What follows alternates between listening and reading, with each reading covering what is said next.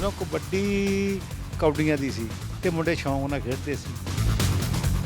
ਤੇ ਜਦੋਂ ਆਪਾਂ ਗੱਲ ਕਰਦੇ ਹਾਂ ਕਬੱਡੀ ਦੀ ਤੇ ਕਬੱਡੀ ਦਾ ਪਹਿਲਾ ਦਿਨ ਕਿ ਯਾਦ ਹੈ ਕਦੋਂ ਕਮੈਂਟਰੀ ਸ਼ੁਰੂ ਕੀਤੀ ਸੀ, ਕਿੱਡਾ ਵੱਡਾ ਇਕੱਠ ਸੀ। ਉਹ ਫਿਰ ਮੈਂ ਇਹੋ ਕਹਿਣਾ ਵੀ ਚੱਲਿਆ ਪੀਲੇ ਕੱਛੇ ਵਾਲਾ ਮੁੰਡਾ ਵੀ ਰੇਡ ਪਾਉਣ ਤੇ ਲੋਕਾਂ ਨੇ ਬੜਾ ਇੰਜੋਏ ਕਰਨਾ। ਉਹ ਲੱਗ ਗਿਆ ਜਫਾ। ਕੱਦ ਤਾਂ ਛੋਟਾ ਸੀ ਤੇ ਭਾਰਾ ਸੀ, ਗੱਟੂ ਜਿਹਾ ਸਰੀਰ ਸੀ ਉਹਦਾ, ਬੜੀ ਸੋਹਣੀ ਰੇਡ ਪਾਉਂਦਾ ਸੀ ਉਹ। ਫਿਰ ਮੈਂ ਕਹਿੰਦਾ ਹੁਣ ਆ ਗਿਆ ਜੇ ਧੀਰਾ ਧਰਤੀ ਤੱਕ ਵੀ ਜਵਾਨੋ, ਇਹਨੂੰ ਸੋਚ ਕੇ ਹੱਥ ਪਾਇਓ। ਪਰ ਜਦੋਂ ਆਪਾਂ ਹਰਜੀਤ ਬਰਾੜ ਦੀ ਗੱਲ ਕਰਦੇ ਹਾਂ ਤੇ ਐਡਾ ਵੱਡਾ ਨਾ, ਉਹਦੇ ਬਾਰੇ ਥੋੜਾ ਜਿਹਾ ਦੱਸੋ ਕਿ ਕਿਵੇਂ ਦਾ ਖਿਡਾਰੀ ਸੀ, ਕਿਵੇਂ ਸੀ। ਟੱਚ ਕਰਨ ਤੋਂ ਬਾਅਦ ਐ ਕਰ ਦਿੰਦਾ ਸੀ ਵੀ ਮੈਂ ਨਹੀਂ ਫੜਿਆ ਜਾਣਾ ਤੇਰੇ ਕੋਲ। ਇਹ ਬੜੀ ਜ਼ਰੂਰਤ ਦੀ ਗੱਲ ਹੁੰਦੀ ਹੈ। ਗੁੱਟ ਫੜ ਕੇ ਮਾਰਦਾ ਸੀ ਨਾ ਕੈਂਚੀ ਜਾਪੀ, ਮੈਂ ਕਹਿਣਾ ਪਤਾ ਆ ਗਈ ਹੁਣ ਵੇਲਣੇ 'ਚ ਲੱਤ, ਇਹ ਨਹੀਂ ਉਹ ਨਿਕਲਦੀ ਹੁਣ, ਲਾਲਾ ਜਿੰਨਾ ਜ਼ੋਰ ਲੱਗਦਾ ਈ। ਤੂੰ ਹਾਰਨ ਖੇਡ ਫਕੀਰਾ, ਜਿੱਤਣ ਦਾ ਮੁੱਲ ਕੌਡੀ ਪੈਂਦਾ ਤੇ ਹਾਰਨ ਦਾ ਮੁੱਲ ਹੀਰਾ। ਸਤਿ ਸ਼੍ਰੀ ਅਕਾਲ, ਤੁਸੀਂ ਦੇਖ ਰਹੇ ਹੋ ਟੀਵੀ ਪੰਜਾਬ। ਸਪੋਰਟਸ ਸਟਾਰ ਲੈ ਕੇ ਮੈਂ ਹਾਜ਼ਰ ਹਾਂ। ਜਦੋਂ ਅਸੀਂ ਕਬੱਡੀ ਦੀ ਗੱਲ ਕਰਦੇ ਹਾਂ ਤਾਂ ਫਿਰ ਕਬੱਡੀ ਸਾਡੀ ਮਾਂ ਖੇਡ ਹੈ ਔਰ ਕਿਹਾ ਜਾਂਦਾ ਹੈ ਕਿ ਮੇਲਾ ਮੇਲੀਆਂ ਦੇ ਨਾਲ ਤੇ ਯਾਰਾਂ ਬੇਲੀਆਂ ਦੇ ਨਾਲ। ਪਰ ਜਦੋਂ ਕਬੱਡੀ ਦੀ ਗੱਲ ਕਰਦੇ ਹਾਂ ਤੇ ਕਬੱਡੀ ਦੇ ਵਿੱਚ ਜਾਨ ਪਾਉਣ ਵਾਲਾ ਜਾਂ ਕਬੱਡੀ ਦੇ ਮਜ਼ੇ ਨੂੰ ਦੁੱਗਣਾ ਕਰਨ ਵਾਲਾ ਖੇਡ ਬੁਲਾਰਾ ਜਾਂ ਕਮੈਂਟੇਟਰ ਇੱਕ ਅਦਭੁਤ ਇਨਸਾਨ ਹੁੰਦਾ ਹੈ।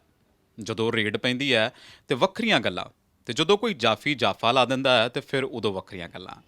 ਸੋ ਮੈਂ ਕਹਾਂ ਕਿ ਕਬੱਡੀ ਦਾ ਆਨੰਦ ਜੇ ਆਉਂਦਾ ਹੈ ਤੇ ਉਹ ਖੇਡ ਬੁਲਾਰੇ ਦੇ ਨਾਲ ਆਉਂਦਾ ਹੈ।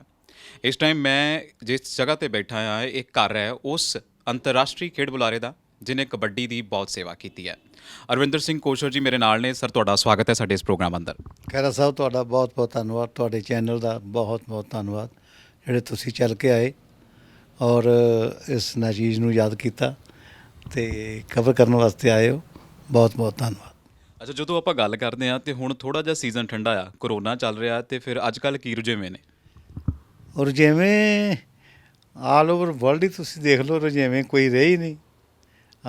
ਪਿਛਲੀ ਮਾਰਚ ਤੋਂ ਲੈ ਕੇ ਹੁਣ ਤੱਕ ਸਾਰੇ ਲੋਕਡਾਊਨ 'ਚ ਹੀ ਨੇ ਅਤੇ ਗੌਰਮੈਂਟ ਦੇ ਜਿਹੜੇ ਰੂਲਸ ਐਂਡ ਰੈਗੂਲੇਸ਼ਨ ਸੀਗੇ, ਡਿਸਟੈਂਸ ਬਣਾਓ, ਮਾਸਕ ਪਾਓ, ਇਕੱਠ ਨਾ ਕਰੋ, ਉਹਦਾ ਪ੍ਰਭਾਵ ਪਿਆ ਬਹੁਤ ਮੇਲਿਆਂ 'ਤੇ। ਮੇਲਾ ਕੋਈ ਨਹੀਂ ਹੋ ਰਿਹਾ, ਕੋਈ ਛਿੰਝ ਨਹੀਂ ਹੋ ਰਹੀ।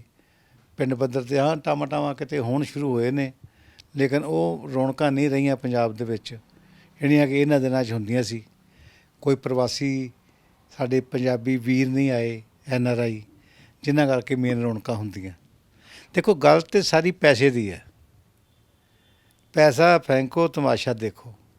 ਉਹ ਆਉਂਦੇ ਆ, ਉਹਨਾਂ ਦੀ ਇੱਕ ਮਨ ਦੀ ਰੀਝ ਹੁੰਦੀ ਹੈ। ਹਰ ਪਿੰਡ ਪੱਧਰ 'ਤੇ ਉਹ ਮੇਲਾ ਕਰਾਉਂਦੇ ਆ, ਕੋਲੋਂ ਖਰਚ ਕਰਦੇ ਆ। 3 ਦਿਨ 4 ਦਿਨ ਵਿਆਹ ਵਰਗਾ ਮਾਹੌਲ ਹੁੰਦਾ।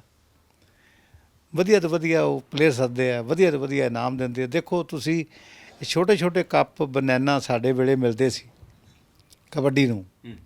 ਹੁਣ ਕਬੱਡੀ ਦੇ ਵਿੱਚ ਕੋਈ ਮਾੜਾ ਕੱਪ ਵੀ ਕਰਾਵੇ ਪਿੰਡ ਪੱਧਰ ਦਾ ਅਤੇ ਉਹਦਾ ਪਹਿਲਾ ਇਨਾਮ ਜਿਹੜਾ ਲੱਖ ਰੁਪਈਆ ਹੁੰਦਾ।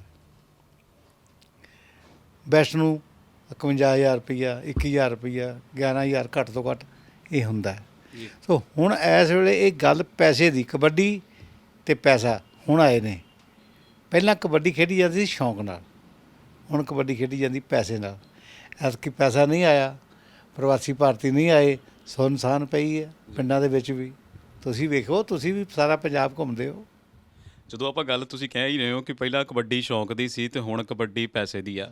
ਪਰ ਪੈਸਾ ਇੱਕ ਬਹੁਤ ਵਧੀਆ ਚੀਜ਼ ਹੈ। ਮੈਨੂੰ ਲੱਗਦਾ ਕਿ ਜਦੋਂ ਤੁਹਾਨੂੰ ਉਸ ਜਗ੍ਹਾ ਤੋਂ ਤੁਹਾਡਾ ਰੋਜ਼ਗਾਰ ਚੱਲਣ ਲੱਗ ਪਵੇ ਤਾਂ ਫਿਰ ਬੜੀ ਤੁਸੀਂ ਇਮਾਨਦਾਰੀ ਦੇ ਨਾਲ ਖੇਡਦੇ ਹੋ। ਤਾਂ ਮੇਰਾ ਦੂਸਰਾ ਸਵਾਲ ਮੈਂ ਇਹੀ ਪੁੱਛ ਲੈਂਦਾ ਕਿ ਕਬੱਡੀ ਕਿਵੇਂ ਬਦਲ ਗਈ, ਕਿੱਦਾਂ ਬਦਲ ਗਈ ਹੈ? ਕਿਉਂਕਿ ਹੁਣ ਪਹਿਲਾਂ ਜੇ ਅਸੀਂ ਕਹਿੰਦੇ ਸੀ ਕਿ ਕੌਡੀ ਜਿਹੜੀ ਸੀ ਉਹ ਕੌਡੀਆਂ ਦੀ ਸੀ, ਹੁਣ ਤੇ ਉਹਦੇ ਵਿੱਚ ਇਨਾਮ ਜਿਹੜੇ ਨੇ ਉਹ ਚੰਗੇ ਹੋ ਗਏ ਨੇ। ਤੇ ਤੁਹਾਨੂੰ ਲੱਗਦਾ ਹੈ ਕਿ ਇਹਦੇ ਨਾਲ ਬਹੁਤ ਚੰਗਾ ਬਦਲਾਅ ਆਇਆ ਜਾਂ ਕਿੱਦਾਂ ਦਾ ਬਦਲਾਅ ਆਇਆ? ਬਦਲਾਅ ਵੀ ਆਇਆ ਇਹਦੇ ਨਾਲ। ਅਤੇ ਇਹਦੇ ਨਾਲ ਭਾਅ ਜੀ ਹਰ ਇੱਕ ਸਿੱਕੇ ਦੇ ਦੋ ਪਹਿਲੂ ਹੁੰਦੇ ਆ। ਜਦੋਂ ਕਬੱਡੀ ਕੌਡੀਆਂ ਦੀ ਸੀ ਅਤੇ ਮੁੰਡੇ ਸ਼ੌਂਕ ਨਾਲ ਖੇਡਦੇ ਸੀ ਅਤੇ ਮੁੰਡੇ ਦਿਲ ਲਾ ਕੇ ਖੇਡਦੇ ਸੀ। 3-3 ਦਿਨ ਮੈਚ ਹੋਣੇ, ਪਰਾਲੀਆਂ 'ਤੇ ਜਾ ਕੇ ਸੋ ਜਾਣਾ, ਦਰੀਆਂ 'ਤੇ ਪੈ ਜਾਣਾ, ਲੰਗਰ 'ਚ ਰੋਟੀ ਖਾਣੀ ਅਤੇ ਮੈਚ ਖੇਡੀ ਜਾਣੇ। ਅਤੇ ਮੁੜ ਕੇ ਕੀ ਮਿਲਣਾ? ਬਨਾਨਾ, ਕੱਛੇ, ਨਿੱਕੇ ਨਿੱਕੇ ਕੱਪ, ਅਤੇ ਬੜੇ ਚਾਅ ਨਾਲ ਘਰ ਆਉਣਾ ਵੀ ਅਸੀਂ ਜਿੱਤ ਕੇ ਆ ਗਏ। ਹੁਣ ਲੱਖਾਂ ਰੁਪਈਏ ਮਿਲਦੇ ਨੇ ਲੇਕਿਨ ਉਹ ਸੈਟਿਸਫੈਕਸ਼ਨ ਨਹੀਂ ਪਲੇਅਰਾਂ ਨੂੰ। ਪਲੇਅਰਾਂ ਵਿੱਚ ਹੋੜ ਲੱਗੀ ਆ। ਪਲੇਅਰ ਕਹਿੰਦੇ ਅਸੀਂ ਜਿੱਤਣ ਵਾਸਤੇ ਜੋ ਚੰਗਾ ਮਾੜਾ ਕਰ ਸਕਦੇ ਹਾਂ ਕਰੀਏ, ਜਿਹੜਾ ਕਿ ਬਹੁਤ ਮਾੜੀ ਗੱਲ ਆ। ਸਿਹਤ ਵਾਸਤੇ ਵੀ ਮਾੜੀ ਆ, ਸਮਾਜ ਵਾਸਤੇ ਵੀ ਮਾੜੀ ਆ। ਇਹ ਬਹੁਤ ਵੱਡਾ ਖੋਰਾ ਲੱਗਾ ਹੈ ਕਬੱਡੀ ਨੂੰ, ਜਿਹਦਾ ਕਿ ਅਸੀਂ ਭੁਗਤਾਨ ਭੁਗਤੀ ਜਾਂਦੇ ਹਾਂ। ਤੁਸੀਂ ਦੇਖਿਆ ਕਈ ਨਾਮਵਰ ਖਿਡਾਰੀ ਜਿਹੜੇ ਨੇ ਸਾਥੋਂ ਅਲਵਿਦਾ ਕਹਿ ਗਏ ਨੇ। ਕਈ ਖਿਡਾਰੀ ਇਹੋ ਜਿਹੇ ਨੇ ਜਿਹੜੇ ਕਿ ਜਨਰੇਸ਼ਨ ਪੈਦਾ ਕਰਨ ਜੋਗੇ ਨਹੀਂ ਰਹੇ ਅੱਗੋਂ। ਇਹ ਡਰੱਗਸ ਦਾ ਕੰਮ ਹੈ।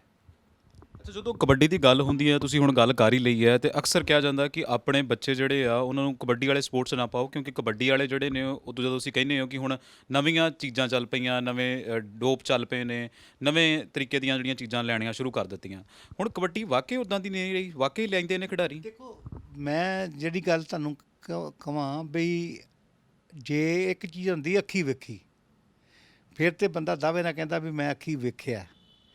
ਹੁਣ ਗੱਲਾਂ ਸੁਣੀਆਂ ਨੇ, ਅਸੀਂ ਕਮੈਂਟੇਟਰ ਆ, ਅਸੀਂ ਗਰਾਊਂਡ ਦੇ ਵਿੱਚ ਹੁੰਦੇ ਹਾਂ, ਪਰ ਜਿਹੜਾ ਪਲੇਅਰ ਆ ਉਹਨਾਂ ਦੀ ਗੱਡੀ ਜਿਹੜੀ ਆ 3 ਕਿਲੋਮੀਟਰ 'ਤੇ ਜਾ ਕੇ ਖੜ੍ਹਦੀ ਆ, ਉੱਥੋਂ ਕੱਪੜੇ ਬਦਲ ਕੇ ਤੇ ਫਿਰ ਵਾਪਸ ਆਉਂਦੇ ਆ। ਜਨਤਾ ਦੇ ਵਿੱਚ ਇਹ ਖੱਪ ਪੈਂਦੀ ਹੈ ਵੀ ਉੱਥੇ ਕੀ ਕਰਦੇ ਆ ਇਹ, ਇੱਥੇ ਗਰਾਊਂਡ 'ਚ ਥਾਂ ਨਹੀਂ, ਗਰਾਊਂਡ 'ਚ ਕੱਪੜੇ ਨਹੀਂ ਬਦਲ ਸਕਦੇ। ਸਿਰਫ ਉੱਥੋਂ ਆਉਂਦੇ ਆ, ਕਿਉਂ ਆਉਂਦੇ ਆ, ਕੀ ਕਾਰਨ ਹੈ, ਇਹ ਜਿਹੜੇ ਪ੍ਰਮੋਟਰ ਆ ਉਹਨਾਂ ਨੂੰ ਪਤਾ ਕਰਨਾ ਚਾਹੀਦਾ। ਇਹ ਜਿਹੜੀ ਗੱਲ ਆ ਇਹ ਇੱਕ ਬੜੀ ਗੰਭੀਰ ਵਿਸ਼ਾ ਹੈ, ਪਰ ਅਸੀਂ ਤਾਂ ਇੱਕ ਸਾਡਾ ਤਾਂ ਇੱਕ ਪਾਰਟ ਹੈ ਕਬੱਡੀ ਦੇ ਵਿੱਚ ਐਜ਼ ਏ ਕਮੈਂਟਰ, ਕਮੈਂਟਸ ਕਰਨੇ ਵੀ ਕਿਹੜਾ ਚੰਗਾ ਖੇਡ ਰਿਹਾ, ਕਿਹੜਾ ਮਾੜਾ ਖੇਡ ਰਿਹਾ। ਹੁਣ ਅਸੀਂ ਜੇ ਇਹ ਲੱਗ ਪਈਏ ਕਰਨ ਤਾਂ ਫਿਰ ਕੱਲ੍ਹ ਨੂੰ ਕਿੰਤੂ ਪਰੰਤੂ ਸਾਡੇ 'ਤੇ ਹੋਣਾ ਨਾ ਵੀ ਕੋਸ਼ਟ ਸਾਹਿਬ ਤੇ ਯਾਰ ਸਾਡੀ ਕਬੱਡੀ ਨੂੰ ਢਾਹ ਲਾਉਂਦਾ, ਇਹਨੂੰ ਬੰਦ ਕਰ ਦਿਓ। ਸੋ ਅਸੀਂ ਓਪਨਲੀ ਇਸ ਕਰਕੇ ਨਹੀਂ ਬੋਲਦੇ, ਵੈਸੇ ਦੁਨੀਆ ਨੂੰ ਅੰਦਰੋਂ ਦੀ ਸਾਰਾ ਪਤਾ ਹੈ। ਹੁਣ ਤਾਂ ਮੀਡੀਆ ਆ ਗਿਆ, ਇਲੈਕਟ੍ਰੋਨਿਕ ਮੀਡੀਆ ਤੁਹਾਡਾ ਆ ਗਿਆ, ਕਿੰਨਾ ਕੁਛ ਹੋਣ ਡਿਆ, ਕਿੰਨਾ ਤੁਸੀਂ ਪ੍ਰਚਾਰ ਕਰ ਰਹੇ ਹੋ ਆਪੋ ਆਪਣੇ ਮਾਧਿਅਮ ਦੇ ਰਾਹੀਂ, ਲੇਕਿਨ ਨਹੀਂ ਚੱਲੀ ਜਾਂਦਾ ਕੰਮ ਨੂੰ। ਕਬੱਡੀ ਖੇਡੀ ਆ ਸਾਡੇ ਅੰਮ੍ਰਿਤਸਰ ਦੀ ਗੱਲ ਕਰ ਲਓ, ਕਿਰਪਾਲ ਸਾਧ ਨੇ ਕਬੱਡੀ ਖੇਡੀ ਆ, ਤਾਰੇ ਮੂਸੇ ਨੇ ਕਬੱਡੀ ਖੇਡੀ ਆ, ਉਹ ਤੋਂ ਅੱਗੇ ਉਹਦਾ ਸਮਕਾਲੀ ਲਾ ਲਓ, ਭਜੀ ਸਰਪੰਚ ਬਣਿਆ ਪੱਧਰੀ ਵਾਲਾ, ਉਹਨੇ ਕਬੱਡੀ ਖੇਡੀ ਆ। ਰਾਣਾ ਮੱਝ ਖੇਡ ਗਿਆ ਕਬੱਡੀ, ਧਾਰੋ ਵਾਲੀਆ ਛੱਬਾ ਖੇਡ ਗਿਆ ਕਬੱਡੀ, ਬਲਵਿੰਦਰ ਫਿੱਡਾ ਅਰਜਨਾ ਵੱਡੀ ਕਬੱਡੀ ਖੇਡ ਗਿਆ, ਬੜੀ ਲੰਮੀ ਕਬੱਡੀ ਖੇਡ ਗਿਆ। ਮੇਜਰ ਗਾਖਲ ਖੇਡ ਗਿਆ ਕਬੱਡੀ, ਜਿਹੜਾ ਕਿ ਵਰਲਡ ਦਾ ਬੈਸਟ ਟੋਪਰ ਬਣਿਆ 2 ਵਾਰ, 1 ਵਾਰ ਨਹੀਂ 2 ਵਾਰ। ਤੁਹਾਡੇ ਭਿੰਡਰ ਖੇਡ ਗਿਆ ਫਰੀਦਕੋਟ ਦਾ, ਮੈਂ ਇੱਕ ਨਹੀਂ ਮੈਂ ਕਈ ਨੇਕੀ ਖੇਡ ਗਿਆ ਸਿੱਧਵਾਂ ਦਾ, ਕਪੂਰਥਲਾ ਜ਼ਿਲ੍ਹੇ ਦਾ, ਪ੍ਰੀਤਾ ਨਰਾਲੇ ਵਾਲਾ ਆਇਆ, ਪ੍ਰੀਤਾ ਤੇ ਗਿਆ, ਪ੍ਰੀਤਾ ਸਰਵਣ ਬੱਲ ਖੇਡ ਗਿਆ ਕਬੱਡੀ, ਸਾਡਾ ਸਪੋਰਟਸ ਡਿਪਾਰਟਮੈਂਟ ਦਾ ਉਹ ਡਿਪਟੀ ਡਾਇਰੈਕਟਰ ਰਿਟਾਇਰ ਹੋਇਆ। ਕਦੀ ਉਹਨਾਂ ਕੋਈ ਚੀਜ਼ ਨਹੀਂ, ਨਸ਼ਾ ਨਾ, ਨਾਂ ਨਿਸ਼ਾਨ ਨਹੀਂ, ਤਗੜੀ ਕਬੱਡੀ ਖੇਡੀ ਹੈ, ਕਈ ਸਾਲ ਕਬੱਡੀ ਖੇਡੀ ਹੈ, ਇਹ ਗੱਜ ਵੱਜ ਕੇ ਕਬੱਡੀ ਖੇਡੀ ਹੈ। ਸੋ ਮੇਰਾ ਕਹਿਣ ਦਾ ਭਾਜੀ ਮਤਲਬ ਇਹ ਹੈ ਵੀ ਕਬੱਡੀ ਜਿਉਂ-ਜਿਉਂ ਤੁਰੀ, ਜਿਉਂ-ਜਿਉਂ ਅੱਗੇ ਵਧੀ, ਤਿਉਂ-ਤਿਉਂ ਇਹਦੇ ਵਿੱਚ ਗਿਰਾਵਟ ਵੀ ਆਉਂਦੀ ਗਈ। ਗਿਰਾਵਟ ਕਿਉਂ ਆਉਂਦੀ ਗਈ, ਉਹਦਾ ਇੱਕ ਮੈਂ ਰੀਜ਼ਨ ਜੋ ਸਮਝਦਾ, ਪੈਸਾ ਜ਼ਿਆਦਾ ਇਨਵੋਲਵ ਹੋ ਗਿਆ, ਜਿੱਤ ਵਾਸਤੇ ਕੁਛ ਵੀ ਕਰਨ ਨੂੰ ਤਿਆਰ ਹੋ ਗਏ, ਜਾਨ ਜਾਂਦੀ ਜਾਵੇ ਗੇਮ ਜਿੱਤਣੀ ਹੈ, ਪੈਸਾ ਜਿੱਤਣਾ, ਆਹ 2.5 ਲੱਖ ਰੁਪਈਆ ਦਾ ਇਨਾਮ ਪਹਿਲਾਂ ਹੀ ਜਿੱਤਣਾ। ਸੋ ਕਹਿਣ ਦਾ ਭਾਵ ਇਹ ਹੈ ਵੀ ਇਹ ਚੀਜ਼ ਰੁਝਾਨ ਜਿਹੜੀ ਹੈ ਇਹ ਘੱਟ ਹੋਣੀ ਚਾਹੀਦੀ ਹੈ। ਕਬੱਡੀ ਠੀਕ ਹੈ, ਮੁੰਡਿਆਂ ਨੇ ਬਹੁਤ ਤਗੜੀ ਕਬੱਡੀ ਖੇਡੀ ਹੈ, ਹੁਣ ਵੀ ਖੇਡਦੇ ਨੇ, ਮੈਂ ਇਹ ਨਹੀਂ ਕਹਿੰਦਾ ਸਾਰੇ ਹੀ ਕਰਦੇ ਨੇ, ਕੁਛ ਹੈ ਨੇ ਵਿੱਚ, ਪਰ ਗੱਲ ਅਸਲ 'ਚ ਇਹ ਹੈ ਨਾ ਭਾਜੀ, ਜਿਹੜੇ ਕੁਛ ਹੈ ਨੇ ਉਹ ਜਿਹੜੇ ਦੂਸਰੇ ਨੇ ਉਹ ਉਹਨਾਂ ਨਾਲ ਜਦੋਂ ਮੁਕਾਬਲਾ ਕਰਦੇ ਨੇ ਫਿਰ ਉਹ ਜ਼ੀਰੋ ਹੋ ਜਾਂਦੇ ਨੇ। ਮੇਰਾ ਪੁਆਇੰਟ ਫਾਲੋ ਕਰ ਲਿਆ ਨਾ। ਵਾਕਈ ਕਹਿੰਦੇ ਮਰਨੋਂ ਮੂਲ ਨਹੀਂ ਡਰਦੇ ਸ਼ੌਂਕੀ ਪੁੱਤ ਸਰਦਾਰਾਂ ਦੇ। ਔਰ ਜਦੋਂ ਅਸੀਂ ਕਬੱਡੀ ਦੀ ਗੱਲ ਕਰਦੇ ਹਾਂ ਤਾਂ ਕਬੱਡੀ ਜਿਹੜੀ ਖੇਡ ਹੈ ਉਹ ਹਿੱਕ ਦੇ ਜ਼ੋਰ 'ਤੇ ਖੇਡਣ ਵਾਲੀ ਖੇਡ ਹੈ, ਔਰ ਜ਼ੋਰ ਦੀ ਕਬੱਡੀ ਕਹਿੰਦੇ ਆਪਾਂ ਉਹਨੂੰ। ਪਰ ਫਿਰ ਜਦੋਂ ਅਗਲਾ ਕਹਿੰਦੇ ਕਿ ਜ਼ੋਰ ਦੀ ਥਾਂ ਕੁਝ ਹੋਰ ਵਰਤ ਕੇ ਆ ਜਾਵੇ ਤਾਂ ਫਿਰ ਦਿਲ ਟੁੱਟ ਜਾਂਦਾ ਅਗਲੇ ਵਾਲੇ ਦਾ। ਪਰ ਮੇਰਾ ਸਵਾਲ ਇਹ ਹੈ ਕਿ ਕਾਰਨ ਕੀ ਹੈ?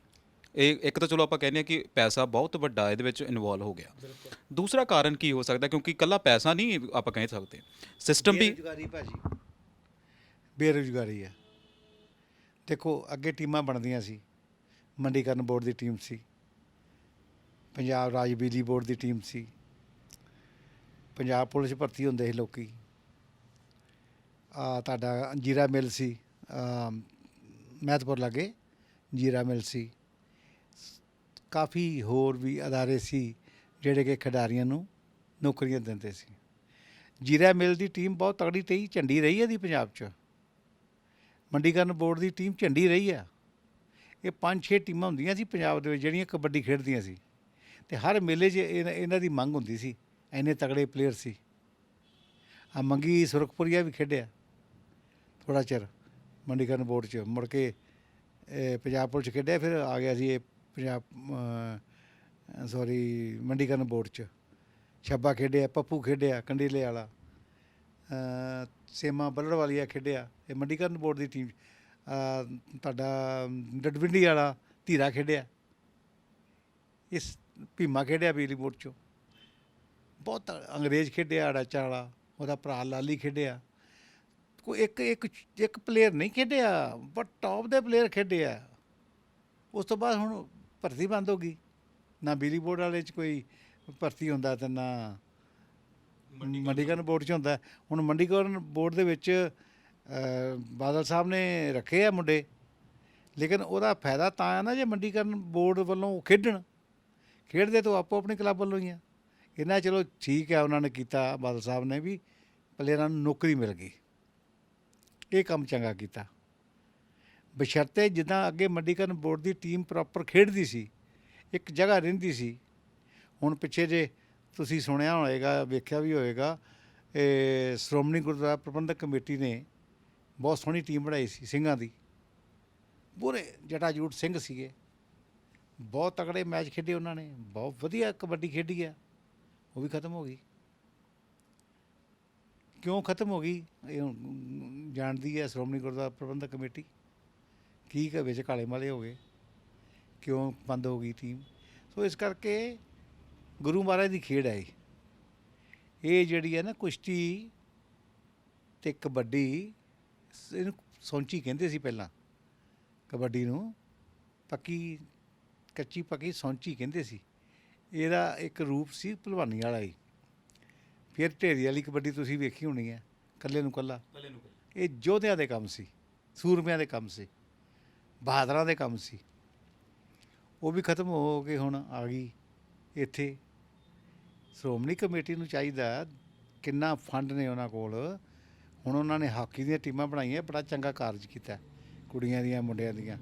ਲੇਕਿਨ ਮੈਂ ਕਹਿੰਦਾ ਉਹ ਸਾਡੇ ਪੰਜਾਬ ਦੇ ਵਿੱਚ ਇੰਨਾ ਟੈਲੈਂਟ ਆ।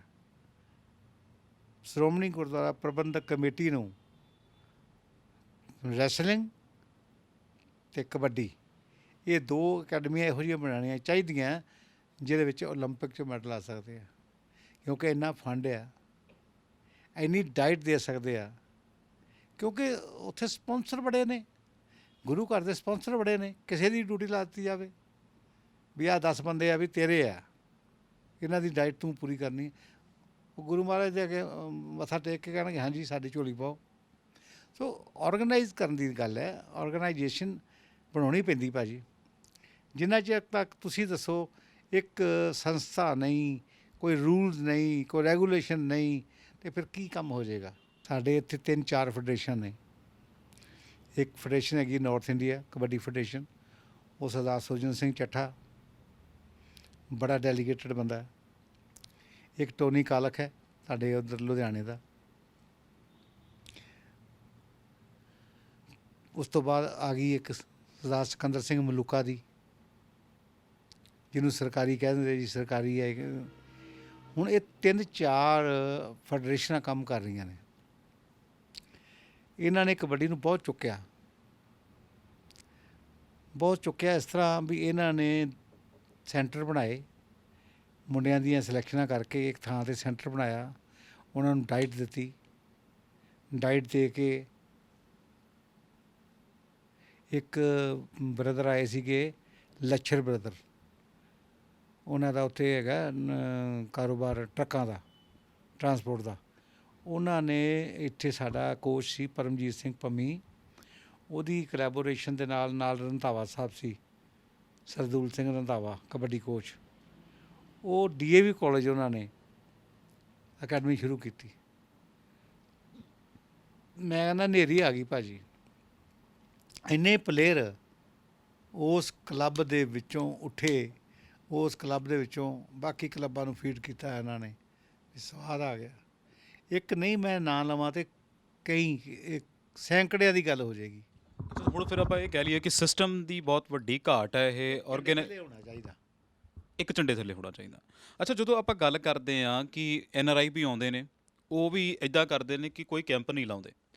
ਜਿੰਨਾ ਕਬੱਡੀ ਦਾ ਪਿਆਰ ਹੈ, ਇੱਕ ਇੱਕ ਤਰੀਕਾ ਹੋਵੇ, ਜਦੋਂ ਤੁਸੀਂ ਕਹਿੰਦੇ ਆਰਗੇਨਾਈਜੇਸ਼ਨ ਤਰੀਕਾ, ਵੀ ਕੈਂਪ ਲਾਉਣ, ਜਿਹੜੇ ਬੱਚੇ ਖੇਡਦੇ ਨਹੀਂ, ਜਿਹੜੇ ਖੇਡਦੇ ਵੀ ਆ, ਉਹਨਾਂ ਨੂੰ ਉਤਸ਼ਾਹਿਤ ਕਰਨ ਵੀ ਅਸੀਂ ਹਰ ਸਾਲ ਕੈਂਪ ਲਾਇਆ ਕਰਨਾ, ਵੀ ਜੇ ਤੁਸੀਂ ਖੇਡਦੇ ਹੋ ਤਾਂ ਤੁਹਾਨੂੰ ਆਹ ਮੁਨਾਫੇ ਦਿਆ ਕਰਾਂਗੇ। ਕਿਤੇ ਨਾ ਕਿਤੇ ਘਾਟ ਹੈ ਕਿ ਇੱਕ ਰੂਹਦਾਰੀ ਦੀ ਘਾਟ। ਮੈਂ ਤੁਹਾਨੂੰ ਦੱਸ ਰਿਹਾ, ਪੈਸਾ ਇਨਵੋਲਵ ਹੋ ਗਿਆ ਜੀ। ਲੇਕਿਨ ਯੂਟੀਲਾਈਜ਼ ਨਹੀਂ ਸਹੀ ਢੰਗ ਨਾਲ ਹੋ ਰਿਹਾ। ਮੇਰੀ ਗੱਲ ਨੂੰ ਫੋਲੋ ਕਰੋ ਤੁਸੀਂ। ਬਈ ਇੰਗਲੈਂਡ 'ਚੋਂ ਕਬੱਡੀ ਸ਼ੁਰੂ ਹੋਈ, ਸਟਾਰਟਿੰਗ ਇੰਟਰਨੈਸ਼ਨਲ ਜਿਹੜੀ ਕਬੱਡੀ ਸ਼ੁਰੂ ਹੋਈ ਆ ਇੰਗਲੈਂਡ ਤੋਂ ਹੋਈ ਹੈ। ਇੰਗਲੈਂਡ ਦੇ ਬੰਦੇ ਜਿਹੜੇ ਪ੍ਰਮੋਟਰ ਨੇ, ਉਹ ਇਹ ਧਾਰਨਾ ਕਰ ਲੈਣ ਵੀ ਅਸੀਂ ਪੰਜਾਬ ਦੇ ਮੁੰਡਿਆਂ ਨੂੰ ਤਕੜਾ ਕਰਨਾ ਹੈ, ਜਾਂ ਅਸੀਂ ਪੰਜਾਬ ਦੀ ਮਾਂ ਖੇਡ ਕਬੱਡੀ ਦੀ ਸੇਵਾ ਕਰਨੀ ਹੈ, ਜਿਹਨੂੰ ਸਾਰੇ ਆਪਾਂ ਮਾਂ ਖੇਡ ਕਹਿੰਦੇ ਹਾਂ। ਉਹ ਆਉਣ ਇੱਥੇ, ਘਾਟਾ ਉਹਨਾਂ ਨੂੰ ਕਿਸੇ ਚੀਜ਼ ਦਾ, ਇੱਥੇ ਆ ਕੇ ਅਕੈਡਮੀ ਖੋਲ੍ਹਣ, ਕੋਚ ਰੱਖਣ, ਸਿਸਟੇਮੈਟਿਕਲੀ ਉਹਨਾਂ ਦੀ ਡਾਈਟ ਦਾ ਪ੍ਰਬੰਧ ਹੋਵੇ, ਸਭ ਕੁਝ ਹੋਵੇ, ਮੈਚ ਖੇਡਣ, ਟੀਮ ਤਕੜੀ ਹੋ ਜਾਏਗੀ। ਪਹਿਰਾ ਲਾਉਣ ਵੀ ਕੋਈ ਡਰੱਗ ਨਹੀਂ ਖਾਏਗਾ, ਕੋਈ ਨੇ ਡਰੱਗ ਨਹੀਂ ਵਰਤਣੀ, ਡਾਈਟ ਖਾਓ ਜਿੰਨੀ ਖਾਣੀ ਹੈ, ਕੋਈ ਲਿਮਿਟ ਨਾ ਹੋਵੇ ਵੀ 100 ਰੁਪਏ ਡਾਈਟ ਦੇਣੀ ਜਾਂ 200 ਦੇਣੀ ਹੈ, ਉਹਨਾਂ ਨੂੰ ਅਕੋਰਡਿੰਗਲੀ ਡਾਈਟ ਮਿਲੇ। ਹੁਣ ਵੇਖੋ, ਆਟਾ ਜਿਹੜਾ ਉਹ 8 ਰੁਪਏ ਦਾ 10 ਰੁਪਏ ਦਾ ਹੋ ਗਿਆ ਜੀ, ਅਤੇ ਜੇ ਆਪਾਂ 100 ਰੁਪਈਆ ਕਹਾਂਗੇ ਤਾਂ ਫਿਰ ਤਾਂ 2-3 ਆਂਡੇ ਖਾਧੇ ਤੇ ਬਸ ਹੋ ਗਈ। ਇਹ ਡਾਈਟ ਹੋਣੀ ਚਾਹੀਦੀ ਆ ਕੁਆਂਟਿਟੀ ਦੇ ਵਿੱਚ, ਵੀ ਤੂੰ ਪਾਈਆ ਅੱਧਾ ਕਿਲੋ ਮੀਟ ਖਾ ਸਕਦਾ ਤਾਂ ਖਾ ਪਈ, ਤੂੰ ਜੂਸ ਪੀ ਸਕਦਾ 2 ਗਲਾਸ ਤੇ ਪੀ, ਤੂੰ ਖੇਡਣਾ ਤੇਰੇ ਕੋਲ ਅਸੀਂ ਖਿਡਾਉਣਾ, ਤੈਨੂੰ ਖਿਡਾਉਣਾ ਹੈ। ਭਾਅ ਜੀ ਪੁਰਾਣੇ ਸਮਿਆਂ ਦੇ ਵਿੱਚ ਜਿਹੜੇ ਲੜਾਉਂਦੇ ਸੀਗੇ ਝੋਟੇ ਜਾਂ ਕੁੱਕੜ, ਉਹਨਾਂ ਨੂੰ ਤਾਂ ਗਿਰੀਆਂ ਬਦਾਮ ਖਵਾਉਂਦੇ ਸੀ, ਸ਼ੌਂਕ ਦਾ ਕੋਈ ਮੁੱਲ ਨਹੀਂ ਹੁੰਦਾ। ਮੁੰਡਿਆਂ ਨੂੰ ਖਵਾ ਕੇ ਤੇ ਤੈਨ ਡਾਈਟ ਖਵਾ ਕੇ ਤੇ ਛੱਡਣ ਗਰਾਊਂਡ ਦੇ ਵਿੱਚ, ਨਸ਼ਾ ਆ ਜਾਏਗਾ, ਵੇਖਣ ਵਾਲਿਆਂ ਨੂੰ ਵੀ ਆ ਜਾਏਗਾ ਅਤੇ ਖੇਡਣ ਵਾਲਿਆਂ ਨੂੰ ਵੀ ਆ ਜਾਏਗਾ। ਅਤੇ ਜੇ ਅਸੀਂ ਉਹ ਗਿਣਤੀਆਂ ਮਿਣਤੀਆਂ ਕਰਨੀਆਂ ਭਾਅ ਜੀ, ਉਹਨਾਂ ਨਾਲ ਨਹੀਂ ਗੱਲ ਬਣਨੀ। ਅੱਛਾ, ਤੇ ਸਪੋਰਟਸ ਡਿਪਾਰਟਮੈਂਟ ਵੀ ਤਾਂ ਇੱਦਾਂ ਹੀ ਕਰਦਾ ਹੈ, ਕਿਤੇ ਨਾ ਕਿਤੇ 138 ਰੁਪਏ ਦੇ ਦਿੰਦਾ, ਹੁਣ 160 ਵਧਾ ਦਿੱਤੇ ਆ ਫਿਰ, ਤੇ ਇਹ ਨਹੀਂ ਹੋਣਾ ਚਾਹੀਦਾ। ਨਹੀਂ ਹੋਣਾ ਚਾਹੀਦਾ ਬਿਲਕੁਲ। ਪਲੇਅਰ ਨਾਲ ਤੇ ਭਾਅ ਜੀ, ਇਹ ਪਲੇਅਰ ਨੂੰ ਤੇ ਭੁੱਖਿਆਂ ਮਾਰਨ ਵਾਲੀ ਗੱਲ ਹੈ। ਹੁਣ ਤੁਸੀਂ ਦੱਸੋ, ਮੈਂ ਬੈਡਮਿੰਟਨ ਦਾ ਪਲੇਅਰ ਹਾਂ, ਤੁਸੀਂ ਵੇਟ ਲਿਫਟ ਦੇ ਪਲੇਅਰ ਹੋ, 38 ਰੁਪਈਏ ਤੁਸੀਂ ਖਾਣੇ ਆ, 38 ਮੈਂ ਖਾਣੇ ਆ, ਤੁਹਾਡਾ 38 ਦਾ ਕੀ ਬਣ ਜੂ?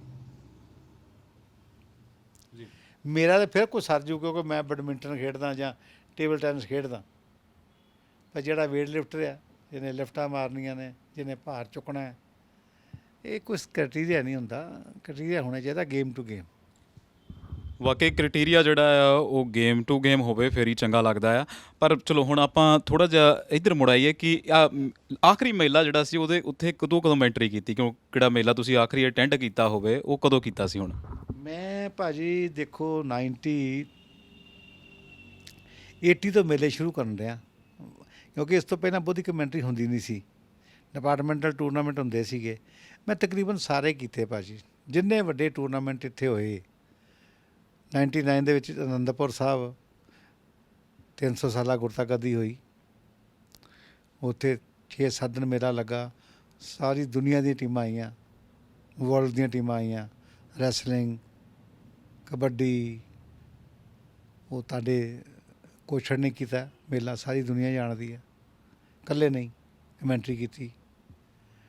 ਉਸ ਤੋਂ ਬਾਅਦ 500 ਸਾਲਾ ਹੋਇਆ ਬਾਬਾ ਨਾਨਕ ਦਾ, ਉਦੋਂ ਵੀ ਕੀਤਾ। ਹੁਣ 550 ਸਾਲਾ ਹੋਇਆ, ਉਦੋਂ ਵੀ ਮੈਂ ਕੀਤੇ। ਉਸ ਤੋਂ ਬਾਅਦ ਤਰਨਤਾਰਨ ਸਾਹਿਬ ਗੁਰੂ ਅਰਜਨ ਦੇਵ ਜੀ ਮਹਾਰਾਜ, ਉਹ ਵੀ ਕੀਤਾ। ਸ਼ਤਾਬਦੀ ਆਈ, ਤਕਰੀਬਨ ਜਿੰਨੀਆਂ ਸ਼ਤਾਬਦੀਆਂ ਆਈਆਂ ਨੇ ਉਹ ਮਹਾਰਾਜ ਨੇ ਮੈਨੂੰ ਹੀ ਸੇਵਾ ਦਿੱਤੀ ਹੈ, ਮੌਕਾ ਦਿੱਤਾ। 2004 ਦੇ ਵਿੱਚ ਕੈਪਟਨ ਸਰਕਾਰ ਨੇ ਇੰਡੋ ਪਾਕ ਖੇਡਾਂ ਕਰਾਈਆਂ ਸੀ, ਸਾਰੀਆਂ ਖੇਡਾਂ, ਉਹ 'ਚ ਰੈਸਲਿੰਗ ਵੀ ਸੀ, ਕਬੱਡੀ ਵੀ ਸੀ, ਹੋਰ ਵੀ ਬੜਾ ਕੁਛ ਸੀਗਾ, ਐਥਲੈਟਿਕਸ, ਸਾਈਕਲਿੰਗ, ਜਿਮਨਾਸਟਿਕ, ਮਤਲਬ ਕਿ ਆਲ ਗੇਮ। ਉਦੋਂ ਵੀ ਮੌਕਾ ਮਿਲਿਆ ਕਿਉਂਕਿ ਡਿਪਾਰਟਮੈਂਟ ਦੇ ਵਿੱਚ ਸੀ। ਇੱਥੇ all India wrestling tournament Kartar ਭਲਵਾਨ ਨੇ ਕਰਾਏ ਨੇ 4 ਵਾਰੀ, ਉਦੋਂ ਆਲ ਇੰਡੀਆ ਲੈਵਲ 'ਤੇ ਰੈਸਲਿੰਗ ਦੀ ਕਮੈਂਟਰੀ ਵੀ ਕੀਤੀ ਹੈ, ਦੂਰਦਰਸ਼ਨ 'ਤੇ ਵੀ ਕੀਤੀ ਹੈ। ਰੇਡੀਓ 'ਤੇ ਵੀ ਕੀਤੀ ਹੈ ਅਤੇ ਲਾਈਵ ਵੀ ਕੀਤੀ ਹੈ। ਮੇਰਾ ਕਹਿਣ ਦਾ ਭਾਵ ਵੀ ਪੰਜਾਬ ਦਾ, ਮਾਲਵੇ ਦਾ, ਦੁਆਬੇ ਦਾ, ਮਾਝੇ ਦਾ ਕੋਈ ਵੱਡਾ ਟੂਰਨਾਮੈਂਟ ਨਹੀਂ। ਹੁਣ ਗੁਰੂ ਗੋਬਿੰਦ ਸਿੰਘ ਗੋਲਡ ਕਬੱਡੀ ਕੱਪ ਹੁੰਦਾ ਰਿਹਾ, ਜਿਹੜੇ ਟੋਰਾਂਟੋ ਵਾਲੇ ਕਰਾਉਂਦੇ ਰਹੇ ਆ, ਗਾਉਂਦਾ ਪੰਜਾਬ ਜੋਗਿੰਦਰ ਪਾਸੀ ਹੋਣੀ, ਨਾਲ ਮਨੋਹਰ ਸਿੰਘ ਖਹਿਰਾ ਤੁਹਾਡਾ ਪੇਂਡੂ, ਅਤੇ ਨਾਲ ਸੀਗਾ ਪ੍ਰਜਿੰਦਰ ਸਿੰਘ ਨਿੱਜਰ ਪ੍ਰਬੰਧਕੀ ਸਕੱਤਰ। ਇਹ ਸਾਰੇ ਭਾਜੀ ਮੈਂ ਇਹ ਤਕਰੀਬਨ 13 ਸਾਲ 14 ਸਾਲ ਚੱਲਿਆ ਲਗਾਤਾਰ, 13-14 ਸਾਲ ਹੀ ਮੈਂ ਕੀਤਾ। ਸੋ ਮੇਰਾ ਕਹਿਣ ਦਾ ਮਤਲਬ ਵੀ ਮਹਾਰਾਜ ਦੀ ਦਇਆ ਨਾਲ ਕੋਈ ਮੈਂ ਟੂਰਨਾਮੈਂਟ ਇਹੋ ਜਿਹਾ ਛੱਡਿਆ ਹੀ ਨਹੀਂ। ਫੁੱਟਬਾਲ ਹੋਇਆ ਤਾਂ ਆਲ ਇੰਡੀਆ ਮੈਂ ਕਰਾਇਆ, ਹਾਕੀ ਸੁਰਜੀਤ ਹਾਕੀ ਹੁੰਦੀ ਹੈ ਉਹ ਮੈਂ ਕਰਾਉਣਾ ਹਰ ਸਾਲ ਹੀ। ਅੱਛਾ ਕੋਚਰ ਸਾਹਿਬ, ਇੰਨਾ ਤੁਸੀਂ ਗਿਣਾ ਦਿੱਤਾ, ਮੈਨੂੰ ਉਮੀਦ ਨਹੀਂ ਸੀਗੀ। ਅੱਛਾ ਜਦੋਂ ਆਪਾਂ ਗੱਲ ਕਰਦੇ ਹਾਂ ਕਬੱਡੀ ਦੀ, ਤੇ ਕਬੱਡੀ ਦਾ ਪਹਿਲਾ ਦਿਨ ਕਿ ਯਾਦ ਹੈ ਕਦੋਂ ਕਮੈਂਟਰੀ ਸ਼ੁਰੂ ਕੀਤੀ ਸੀ, ਕਿੱਡਾ ਵੱਡਾ ਇਕੱਠ ਸੀ, ਉਹ ਥੋੜ੍ਹਾ ਜਿਹਾ ਦੱਸੋ। ਇਕੱਠ ਤਾਂ ਬਾਹਲਾ ਵੱਡਾ ਨਹੀਂ ਸੀ ਜਦੋਂ ਮੈਂ ਸਟਾਰਟ ਕੀਤੀ। ਇਹ ਗੱਲ ਹੈਗੀ ਹੈ 76 ਦੀ। ਮੈਂ ਉਦੋਂ ਹੁਸ਼ਿਆਰਪੁਰ ਪੋਸਟਡ ਸੀ, ਅਤੇ ਉਦੋਂ ਸਾਨੂੰ ਸੱਦਾ ਆ ਗਿਆ। ਉਦੋਂ ਨਾ ਮੰਗ ਪੈਂਦੀ ਸੀ ਸਪੋਰਟ ਡਿਪਾਰਟਮੈਂਟ ਵਾਲਿਆਂ ਨੂੰ ਵੀ ਸਾਨੂੰ ਆਪਣੇ ਕੋਚਿਸ ਦਿਓ, ਪਿੰਡਾਂ ਵਾਲੇ ਮੰਗਦੇ ਸੀ। ਅਤੇ ਉਹ ਸਾਡੇ ਹੁਸ਼ਿਆਰਪੁਰ ਦਾ ਇੱਕ ਪਿੰਡ ਆ, ਉੱਥੋਂ ਆਈ ਮੰਗ, ਅਤੇ ਉਹ ਕਹਿੰਦੇ ਲੈ ਕਿੰਨੇ ਬੰਦੇ ਚਾਹੀਦੇ ਤੁਹਾਨੂੰ? ਉਹ ਕਹਿੰਦੇ ਸਾਨੂੰ ਰੈਫਰੀ ਚਾਹੀਦੇ ਆ, ਸਾਨੂੰ ਕਮੈਂਟੇਟਰ ਵੀ ਚਾਹੀਦਾ। ਉਹ ਕਹਿੰਦੇ ਕਮੈਂਟੇਟਰ ਸਾਡੇ ਕੋਲ ਤਾਂ ਹੈ ਨਹੀਂ ਕੋਈ, ਰੈਫਰੀ ਤੁਹਾਨੂੰ ਦੇ ਦਿੰਦੇ ਆ। ਉਹ ਫਿਰ ਮੇਰੀ ਵੀ ਡਿਊਟੀ ਲਾ ਦਿੱਤੀ ਸਾਡੇ ਉਦੋਂ DSO ਨੇ। ਉੱਥੇ ਗਿਆ ਮੈਂ ਜਿਸ ਵੇਲੇ, ਅਤੇ ਉੱਥੇ ਕਹਿੰਦੇ ਯਾਰ ਸਾਨੂੰ ਸਟੇਜ 'ਤੇ ਵੀ ਕੋਈ ਬੋਲਣ ਵਾਲਾ ਚਾਹੀਦਾ, ਸਾਡਾ ਮਹਿਮਾਨ ਨੇ ਆਉਣਾ ਹੈ, ਉਹਨੂੰ ਵੈਲਕਮ ਕਹਿਣਾ ਹੈ। ਉਹ ਪੇਂਡੂ ਬੰਦੇ ਨਹੀਂ ਬੋਲ ਸਕਦੇ। ਫਿਰ ਮੈਂ ਉੱਥੇ ਸਟੇਜ 'ਤੇ ਵੀ ਉਹਨਾਂ ਨੂੰ ਹੈਲਪ ਕੀਤੀ। ਉਹ ਫਿਰ ਹੈਲਪ ਕਰਦਿਆਂ ਕੀ ਹੋਇਆ ਵੀ ਉਹਨਾਂ ਨੇ ਮੈਨੂੰ ਗਰਾਊਂਡ 'ਚ ਵੀ ਧੱਕ ਦਿੱਤਾ। ਉਦੋਂ ਮੈਂ ਇੰਨਾ ਪਰਪੱਕ ਤੇ ਨਹੀਂ ਬੋਲਿਆ, ਕਿਉਂਕਿ ਨਾ ਮੈਨੂੰ ਮੁੰਡਿਆਂ ਦੇ ਨਾਂ ਪਤਾ ਸੀ ਕਬੱਡੀਆਂ ਦੇ, ਹੁਣ ਤਾਂ ਸਾਰਿਆਂ ਦੇ ਨਾਂ ਜ਼ਬਾਨੀ ਯਾਦ ਨੇ। ਉਹ ਫਿਰ ਮੈਂ ਇਹੋ ਕਹਿਣਾ ਵੀ ਚੱਲਿਆ ਪੀਲੇ ਕੱਛੇ ਵਾਲਾ ਮੁੰਡਾ ਵੀ ਰੇਡ ਪਾਉਣ, ਅਤੇ ਲੋਕਾਂ ਨੇ ਬੜਾ ਇੰਜੋਏ ਕਰਨਾ। ਉਹ ਲੱਗ ਗਿਆ ਜਫਾ। ਅਤੇ ਉਹ ਫਿਰ ਜਦੋਂ ਇਹੋ ਜਿਹੀਆਂ ਗੱਲਾਂ ਕਰਨੀਆਂ, ਅਤੇ ਉਹ ਸਾਰੇ ਕਹਿੰਦੇ ਵੀ ਕੋਸ਼ਰ ਸਾਹਿਬ ਤੁਸੀਂ ਤਾਂ ਬਹੁਤ ਵਧੀਆ ਕਮੈਂਟਰੀ ਕਰਦੇ ਹੋ। ਅਜੇ ਕਿ ਕੋਈ ਗੱਲ ਹੈ ਨਹੀਂ ਸੀ ਕਮੈਂਟਰੀ ਵਾਲੀ, ਪਰ ਲੋਕਾਂ ਨੇ ਐਪਰੀਸ਼ੀਏਟ ਕੀਤਾ। ਉਹ ਮੇਰਾ ਵੀ ਹੌਸਲਾ ਜਿਹਾ ਵੱਧ ਗਿਆ। ਮੈਂ ਕਿਹਾ ਯਾਰ ਠੀਕ ਹੈ। ਫਿਰ ਉਹ ਡਿਮਾਂਡ ਹੀ ਆਉਣ ਲੱਗ ਪਈ ਮੇਰੀ ਹੁਸ਼ਿਆਰਪੁਰ ਜ਼ਿਲ੍ਹੇ 'ਚ, ਕਿਉਂਕਿ ਹੁਸ਼ਿਆਰਪੁਰ ਜ਼ਿਲ੍ਹਾ ਕਬੱਡੀ ਦਾ ਜ਼ਿਲ੍ਹਾ, ਉਹ ਹਰ ਪਿੰਡ ਕੋਈ ਨਾ ਕੋਈ ਮੇਲਾ ਹੁੰਦਾ ਹੀ ਹੈ। ਉਹਨਾਂ ਕਹਿਣਾ ਜੀ ਬੁਲਾਓ ਬੰਦੇ, ਤਾਂ ਜਾਣ ਲੱਗ ਪਿਆ। ਹੌਲੀ ਫਿਰ ਮੈਂ 79 ਤੱਕ ਉੱਥੇ ਰਿਹਾ। 80 ਮੈਂ ਇੱਥੇ ਆ ਗਿਆ। ਇਹ ਇੱਥੇ ਘਰ ਸੀ, ਤੁਹਾਨੂੰ ਪਤਾ, ਜਲੰਧਰ। ਦੂਰਦਰਸ਼ਨ ਇੱਥੇ ਸੀ, ਆਲ ਇੰਡੀਆ ਰੇਡੀਓ ਇੱਥੇ ਸੀ, ਵੱਡਾ ਜ਼ਿਲ੍ਹਾ ਸੀ। ਅਤੇ ਫਿਰ ਚੱਲ ਸੋ ਚੱਲ। ਫਿਰ ਉਦੋਂ ਦੀ ਚੱਲ ਸੋ ਚੱਲ ਹੁੰਦੀ ਰਹੀ, ਅਤੇ ਹੁਣ ਲਗਾਤਾਰ ਇੱਦਾਂ ਹੀ ਆ ਕਿ ਚੱਲ ਸੋ ਚੱਲ ਬਣੀ ਹੋਈ ਆ। ਅੱਛਾ ਜਦੋਂ ਆਪਾਂ ਗੱਲ ਕਰਦੇ ਹਾਂ ਕਿ ਕਿਹੜਾ ਮੇਲਾ ਤੁਹਾਨੂੰ ਐਂ ਦਾ ਇਨ ਬਿਨ ਯਾਦ ਹੈ ਕਿ ਬਈ ਉਹ ਨੱਕੋ ਨੱਕ ਸੀਗਾ, ਅਤੇ ਮੈਨੂੰ ਅਜੇ ਵੀ ਬਹੁਤ ਯਾਦ ਆ, ਕਿੱਥੋਂ ਦਾ ਮੇਲਾ ਸੀ ਉਹ ਅਨੰਦਪੁਰ ਸਾਹਿਬ ਦਾ। ਇਹ ਕਿਹੜਾ ਸੰਨ ਸੀਗਾ? ਇਹ 99। ਤਿਲ ਸੁੱਟਣ ਨੂੰ ਥਾਂ ਨਹੀਂ ਸੀ।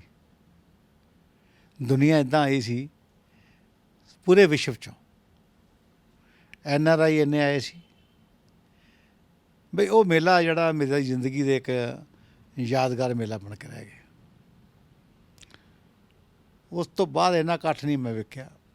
ਉਸ ਤੋਂ ਬਾਅਦ ਜੇ ਮੈਂ ਇਕੱਠ ਵੇਖਿਆ ਤਾਂ ਗੁਰੂ ਗੋਬਿੰਦ ਸਿੰਘ ਸਟੇਡੀਅਮ ਜਲੰਧਰ ਵੇਖਿਆ, ਕਿਉਂਕਿ ਉਹ ਵੀ 99 ਦੇ ਵਿੱਚ ਹੀ ਸ਼ੁਰੂ ਹੋਇਆ। ਕਿਉਂਕਿ ਜਿਹੜੇ ਉਹ ਬੰਦੇ ਆਏ ਸੀ ਨਾ ਸਾਰੇ ਅਜੇ ਇੱਥੇ ਹੀ ਸੀ। ਉਸ ਡੇਟ ਉਹ 27 ਤਰੀਕ ਨੂੰ ਇੱਥੇ ਸ਼ੁਰੂ ਕੀਤਾ ਉਹਨਾਂ ਨੇ, ਅਤੇ ਉਹ ਡੇਟਾਂ 2-4 ਦਿਨ ਦਾ ਫਰਕ ਸੀਗਾ। ਅਤੇ ਟੀਮਾਂ ਆਈਆਂ ਸੀ ਸਾਰੀਆਂ ਬਾਹਰੋਂ, ਕੈਨੇਡਾ ਤੋਂ, ਅਮਰੀਕਾ ਤੋਂ, ਜਰਮਨ ਤੋਂ।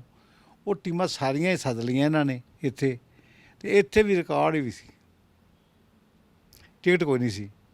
ਅੱਛਾ ਜਦੋਂ ਆਪਾਂ ਗੱਲ ਕਰਦੇ ਹਾਂ, ਚਲੋ ਟਿਕਟ ਤਾਂ ਵੈਸੇ ਵੀ ਮਾਂ ਖੇਲ ਕਬੱਡੀ ਦੀ ਕੋਈ ਹੁੰਦੀ ਨਹੀਂ ਗੀ, ਪਰ ਲੱਗੀ ਇੱਥੇ ਕਦੀ 30 ਰੁਪਏ ਟਿਕਟ ਲੱਗੀ ਹੋਈ ਇੱਥੇ ਗੁਰੂ ਗੋਬਿੰਦ ਸਿੰਘ ਸਟੇਡੀਅਮ। ਉਦੋਂ ਫਿਰ ਕਿੰਨਾ ਕੁ ਰਸ਼ ਸੀਗਾ? ਉਦੋਂ ਘੱਟ ਸੀ ਕਿਉਂਕਿ ਪੈਸੇ ਅੱਜ ਕੱਲ੍ਹ ਤੁਸੀਂ ਨੋਟ ਕੀਤੀ ਹੈ ਨਾ ਬਈ ਕਬੱਡੀ ਤੇ ਪੇਂਡੂ ਖੇਡ ਆ, ਇਹਨੂੰ ਤੇ ਫ੍ਰੀ ਵੇਖਣਾ ਚਾਹੁੰਦੇ ਲੋਕੀ, ਪੈਸਾ ਖਰਚ ਕੇ ਨਹੀਂ ਕੋਈ ਵੇਖਣਾ ਚਾਹੁੰਦਾ। ਕੋਈ ਖਿਡਾਰੀ ਇਦਾਂ ਦਾ ਹੁੰਦਾ ਨਾ ਕਿ ਜਿਹਦਾ ਦਿਲ ਟੁੰਬ ਕੇ ਲੈ ਜਾਂਦਾ ਵੀ ਇਹਦੀ ਰੇਡ ਦੇ ਉੱਤੇ ਮੈਂ ਆਹ ਗੱਲਾਂ ਘੜਨੀਆਂ, ਕਿਉਂਕਿ ਤੁਸੀਂ ਕਮੈਂਟੇਟਰ ਹੋ, ਬਹੁਤ ਵਾਰ ਤੁਸੀਂ ਗੱਲਾਂ ਘੜਦੇ ਹੋਗੇ ਵੀ ਜੀ ਹੁਣ ਮੈਂ ਮੈਚ ਅਗਲੇ ਤੇ ਗਿਆ ਤੇ ਇਹ ਖਿਡਾਰੀ ਤੇ ਮੈਂ ਆਹ ਗੱਲ ਘੜਨੀ ਹੈ। ਆਹ ਗੱਲ ਕਰਨੀ ਬਿਲਕੁਲ।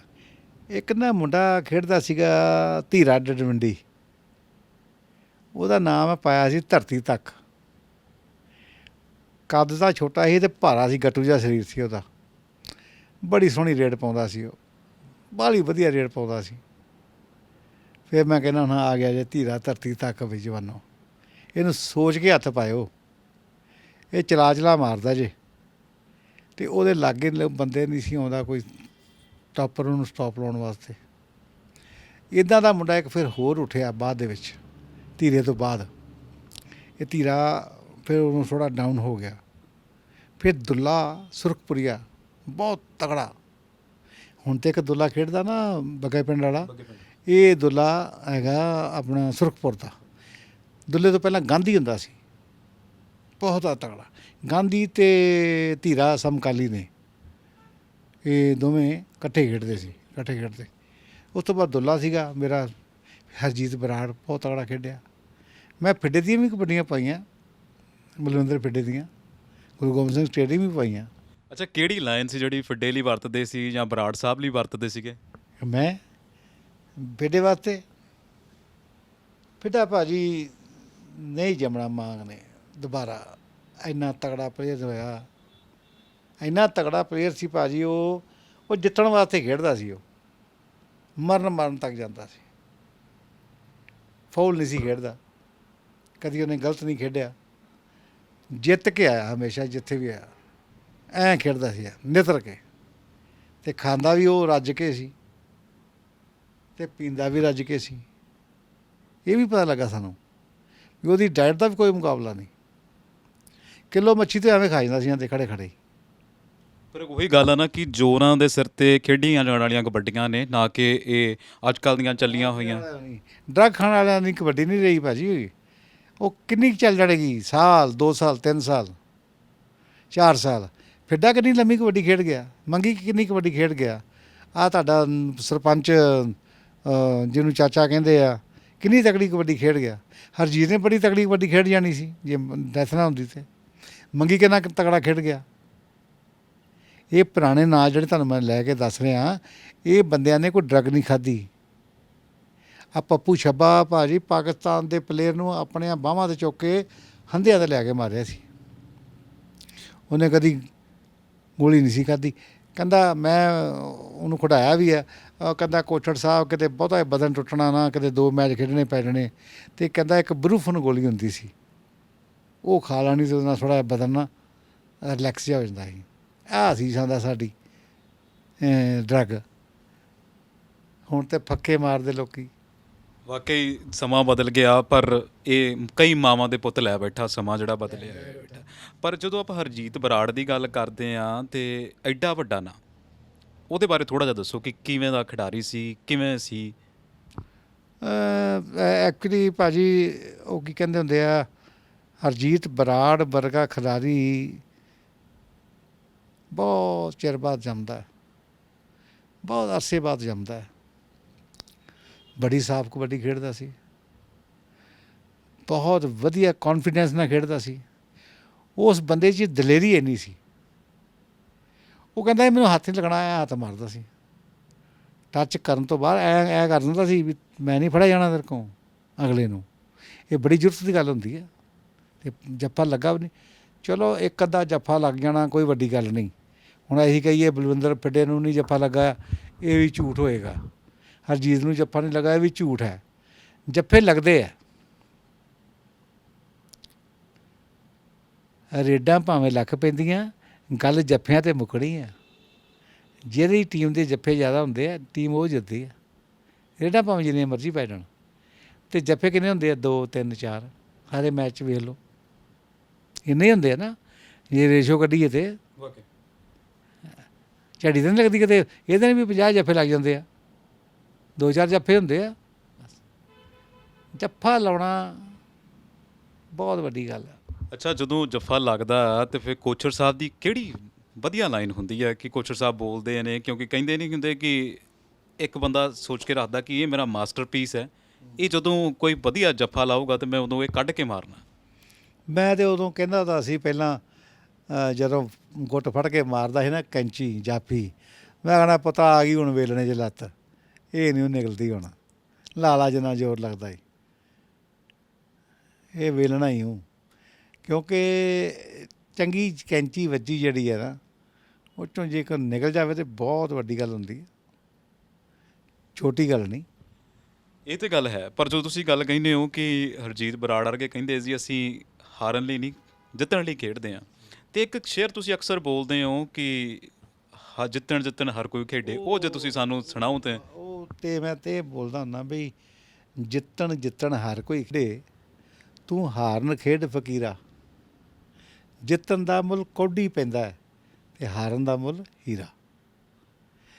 ਚੰਗਾ ਖੇਡ ਕੇ ਹਾਰ ਜਾਣਾ ਉਹ ਬਿਹਤਰ ਹੈ, ਮਾੜਾ ਖੇਡ ਕੇ ਜਿੱਤਣ ਦਾ ਕੀ ਫਾਇਦਾ। ਦੁਨੀਆ ਤੁਹਾਡੀ ਖੇਡ ਵਿਖਣ ਆਈ ਹੈ, ਉਹਨੂੰ ਖੇਡ ਵਿਖਾਓ। ਜਿੱਤ ਹਾਰ ਸਭ ਤੇਰੀ ਰੱਬਾ, ਜਿੱਤ ਹਾਰ ਸਭ ਤੇਰੀ ਹੈ, ਬੰਦੇ ਨੂੰ ਸ਼ਹਿ ਮਾਲਕ ਦੀ ਨਹੀਂ ਖਾਕ ਦੀ ਢੇਰੀ ਹੈ। ਕੰਮ ਤੇ ਉਹ ਹੋਣਾ ਜਿਹੜਾ ਉਹਨੇ ਕਰਨਾ। ਵਾਕਈ ਕੰਮ ਉਹ ਹੋਣਾ ਜਿਹੜਾ ਉਹਨੇ ਕਰਨਾ ਆ। ਸਾਡਾ ਵੀ ਸਵਾਬ ਇਦਾਂ ਹੀ ਬਣਿਆ ਕਿ ਕੰਮ ਉਹਨੇ ਕਰਨਾ ਸੀ, ਅਸੀਂ ਆਏ ਆ। ਅੱਛਾ, ਹੁਣ ਦੇ ਜਿਹੜੇ ਨੌਜਵਾਨ ਖੇਡਦੇ ਨੇ, ਹੁਣ ਦੇ ਪਲੇਅਰ ਜਿਹੜੇ ਖੇਡਦੇ ਨੇ ਕਬੱਡੀ, ਉਹਨਾਂ ਦੇ ਵਿੱਚੋਂ ਕੋਚਰ ਸਾਹਿਬ ਦਾ ਕਿਹੜਾ ਬਹੁਤ ਲੱਗਦਾ ਹੈ ਉਹਨਾਂ ਨੂੰ ਕਿ ਇਹ ਬਹੁਤ ਚੰਗਾ ਖੇਡਦਾ ਹੈ, ਇਹ ਬਹੁਤ ਅੱਗੇ ਜਾਊਗਾ? ਕਿਉਂਕਿ ਤੁਹਾਡੀ ਬਾਜ਼ ਵਰਗੀ ਅੱਖ ਹੁੰਦੀ, ਕਿਉਂਕਿ ਤੁਸੀਂ ਰਲੇ ਮਿਲੇ ਹੁੰਦੇ ਉਹਨਾਂ ਨੂੰ। ਗੱਲ ਅਸਲ 'ਚ ਇਹ ਹੈ ਖਹਿਰਾ ਸਾਹਿਬ, ਹੁਣ ਇਸ ਵੇਲੇ ਬਹੁਤ ਮੁੰਡੇ ਕਬੱਡੀ ਖੇਡਣ ਲੱਗ ਪਏ।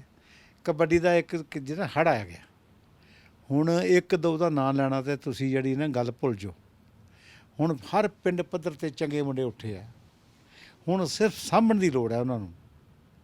ਜੇ ਸਾਂਭ ਲਏਗਾ ਪੰਜਾਬ ਮੁੰਡਿਆਂ ਨੂੰ ਤੇ ਇੰਨਾ ਟੈਲੈਂਟ ਮੁੜ ਕੇ ਕਦੀ ਅੱਜ ਦਿਨ ਤੱਕ ਨਹੀਂ ਆਇਆ। ਪਹਿਲਾਂ ਗਿਣੇ ਚੁਣੇ ਮੁੰਡੇ ਕਬੱਡੀ ਖੇਡਦੇ ਸੀ, ਉਂਗਲਾਂ 'ਤੇ ਗਿਣਨ ਵਾਲੇ ਮੁੰਡੇ ਹੁੰਦੇ ਸੀ, ਹਰ ਮੈਚ ਉਹੀ ਖੇਡਦੇ ਸੀ।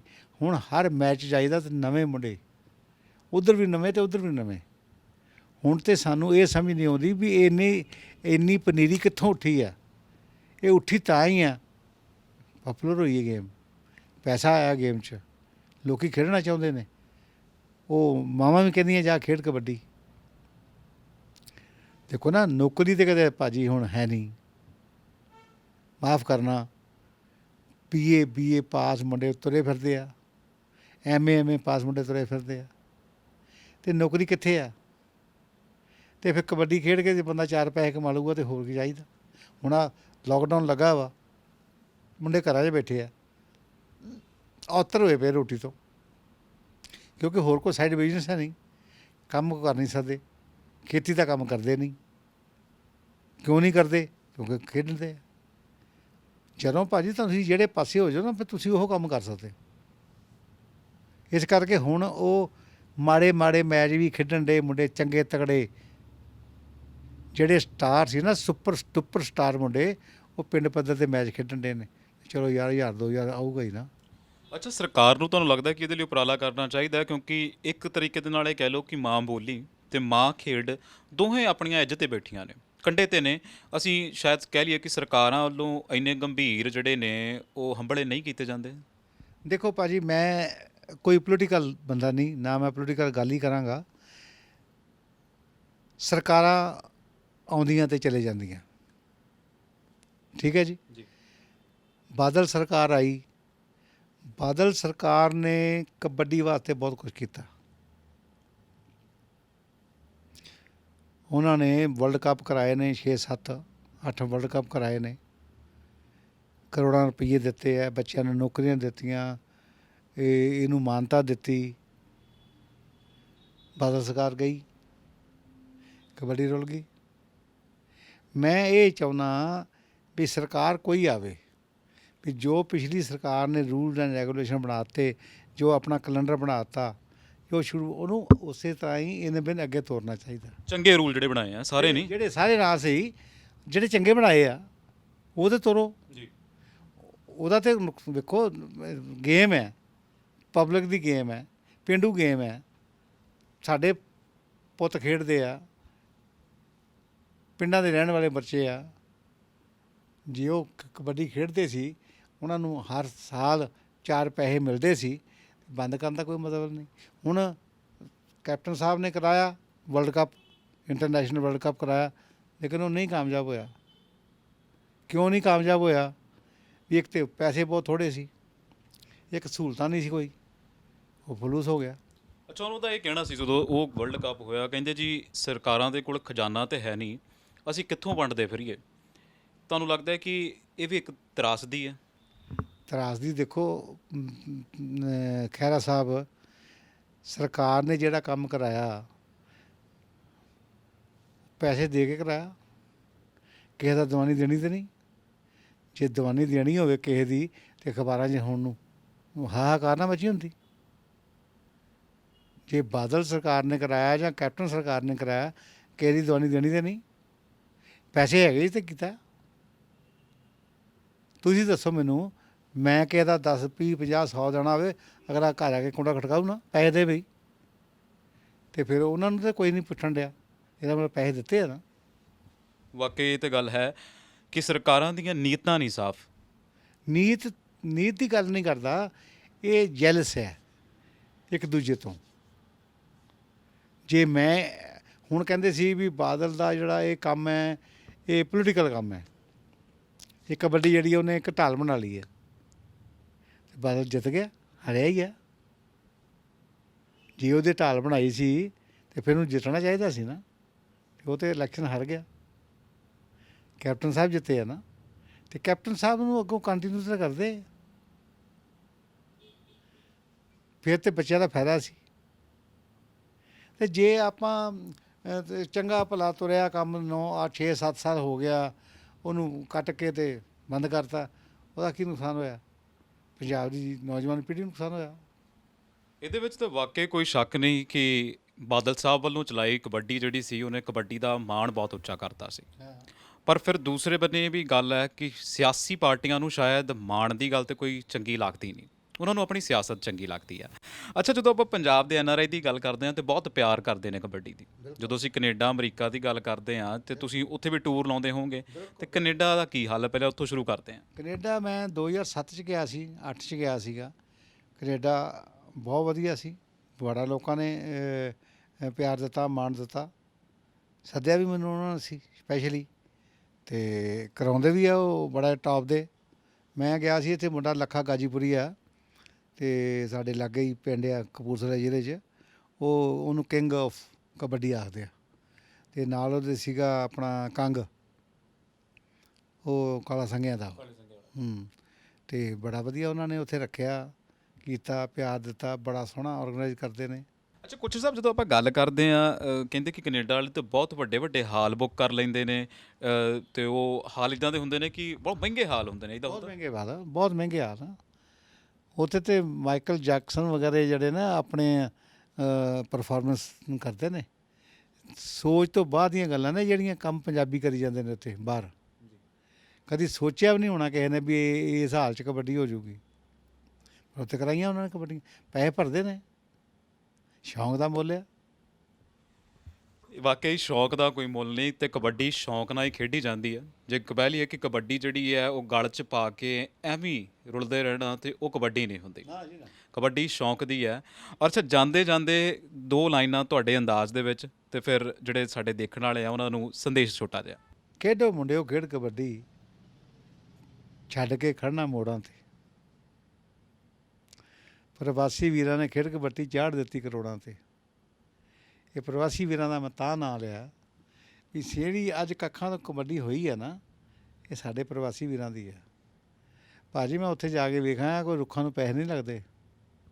ਹੱਡ ਭੰਨਵੀਂ ਮਿਹਨਤ ਕਰਦੇ ਉਹ, ਹੱਡ ਭੰਨਵੀਂ ਮਿਹਨਤ, ਤਾਂ ਜਾ ਕੇ $4 ਪਾਉਂਡ ਕਮਾ ਇਕੱਠੇ ਕਰਦੇ ਆ ਉਹ, ਇੱਥੇ ਆ ਕੇ ਉਹ ਖਰਚ ਕਰਦੇ ਆ। ਅਸੀਂ ਸਮਝਦੇ ਹਾਂ ਪੰਜਾਬੀ ਇਹ ਖਬਰੇ ਉੱਥੋਂ ਲੁੱਟ ਕੇ ਲਾਏ ਨੇ, ਇਹ ਬੋਰੀਆਂ ਭਰ ਲਿਆਏ ਨੇ। ਨੋ ਨੋ ਨੋ, ਇਹ ਸੋਚ ਗਲਤ ਹੈ ਸਾਡੀ ਪੰਜਾਬੀਆਂ ਦੀ। ਸਾਨੂੰ ਸ਼ੁਕਰਗੁਜ਼ਾਰ ਹੋਣਾ ਚਾਹੀਦਾ ਉਹਨਾਂ ਬੰਦਿਆਂ ਦਾ ਜਿਹੜੇ ਸਾਡੀ ਗੇਮ ਵਾਸਤੇ ਉਹ ਇੰਨੀ ਹੱਡ ਭੰਨਵੀਂ ਮਿਹਨਤ ਕਰਕੇ ਇਹ ਪੰਜਾਬ ਦਾ ਨਾਂ, ਕਿਉਂਕਿ ਉਹ ਪੰਜਾਬ ਦੀ ਮਿੱਟੀ ਨੇ, ਪੰਜਾਬ ਦੇ ਜੰਮੇ ਜਾਏ ਨੇ, ਉਹ ਆਪਣਾ ਕਰਜ਼ ਜਿਹੜਾ ਧਰਤੀ ਮਾਂ ਦਾ ਕਰਜ਼ਾ ਨਾ, ਉਹ ਲਾਉਂਦੇ ਨੇ। ਅਤੇ ਸਾਨੂੰ ਉਹਨਾਂ ਦੀ ਕਦਰ ਕਰਨੀ ਚਾਹੀਦੀ ਹੈ, ਸਾਨੂੰ ਵੱਧ ਤੋਂ ਵੱਧ ਉਹਨਾਂ ਨੂੰ ਸਹਿਯੋਗ ਦੇਣਾ ਚਾਹੀਦਾ। ਜਿਹੜੇ ਪਿੰਡ 'ਚ ਉਹ ਮੇਲਾ ਕਰਾਉਂਦੇ ਨੇ ਨਾਲ ਹਮਲਾ ਮਾਰੀਏ, ਉਹਨਾਂ ਨੂੰ ਸਹਿਯੋਗ ਦਈਏ। ਜਿੱਥੇ ਉਹਨਾਂ ਦੇ 50 ਖਰਚ ਹੁੰਦੇ ਨੇ ਅਸੀਂ 25 ਖਰਚ ਕਰਾਈਏ, ਇਹ ਸੋਚ ਕੇ ਵੀ ਇਹਨਾਂ ਦੇ ਵੀ ਪੈਸੇ ਜਿਹੜੇ ਨੇ ਬੜੀ ਮਿਹਨਤ ਦੇ ਪੈਸੇ ਨੇ। ਵਾਕਈ ਇਦਾਂ ਆ ਕਿ ਹੰਬਲਾ ਮਾਰੀਏ, ਨਾਲ ਚੱਲੀਏ ਤੇ ਮਾਂ ਖੇਲ ਕਬੱਡੀ ਨੂੰ ਉਹਦਾ ਬਣਦਾ ਸਨਮਾਨ ਦਈਏ। ਕੋਚ ਸਾਹਿਬ ਤੁਹਾਡਾ ਬਹੁਤ ਬਹੁਤ ਧੰਨਵਾਦ। ਮੇਰਾ ਬਹੁਤ ਬਹੁਤ ਧੰਨਵਾਦ ਟੀਵੀ ਪੰਜਾਬ ਦਾ, ਖਹਿਰਾ ਸਾਹਿਬ ਤੁਹਾਡਾ, ਔਰ ਤੁਹਾਡੇ ਸੀਨੀਅਰ ਕੈਮਰਾਮੈਨ ਸਾਹਿਬ ਦਾ ਵੀ ਮੈਂ ਬਹੁਤ ਬਹੁਤ ਧੰਨਵਾਦੀ ਹਾਂ। ਇਹਨਾਂ ਨੇ ਬੜੇ ਪਿਆਰ ਨਾਲ ਆ ਕੇ ਇੱਕ ਘਰ 'ਚ ਬੈਠ ਕੇ ਘਰ ਵਾਂਗੂ ਗੱਲਾਂ ਕੀਤੀਆਂ ਅਤੇ ਪੰਜਾਬ ਦੀ ਮਾਂ ਖੇਡ ਕਬੱਡੀ ਦੀਆਂ ਗੱਲਾਂ ਕੀਤੀਆਂ। ਅਤੇ ਆਸ ਕਰਦੇ ਹਾਂ ਕਿ ਜਿਹੜਾ ਵੀ ਸਾਡਾ ਵੀਰ ਕੋ ਭਰਾ ਸੁਣੇਗਾ ਉਹ ਇਹਨਾਂ ਗੱਲਾਂ 'ਤੇ ਅਮਲ ਕਰੇਗਾ, ਅਤੇ ਜਿਹੜੇ ਪਲੇਅਰ ਸੁਣਨਗੇ ਉਹ ਵੀ ਇਹਨੂੰ ਸਹੀ ਮਾਇਨਿਆਂ ਦੇ ਵਿੱਚ ਮੰਨਣਗੇ ਅਤੇ ਉਹ ਸਾਡੇ ਆਖੇ 'ਤੇ ਲੱਗਣਗੇ ਵੀ ਇਹ ਕੰਮ ਜਿਹੜਾ ਉਹ ਨਾ ਕਰੀਏ, ਇਹ ਚੰਗਾ ਨਹੀਂ। ਵਾਕਈ ਗਲਤ ਗੱਲ ਗਲਤ ਹੁੰਦੀ ਹੈ, ਚਾਹੇ ਤੁਸੀਂ ਕਿੰਨੀ ਵਾਰ ਉਹਨੂੰ ਸੱਚ ਕਰਨ ਦੀ ਕੋਸ਼ਿਸ਼ ਕਰ ਲਓ। ਕੈਮਰਾਮੈਨ ਅਵੀ ਦੇ ਨਾਲ ਮੈਂ ਜਤਿੰਦਰ ਸਿੰਘ ਖਹਿਰਾ, ਟੀਵੀ ਪੰਜਾਬ ਦੇ ਲਈ।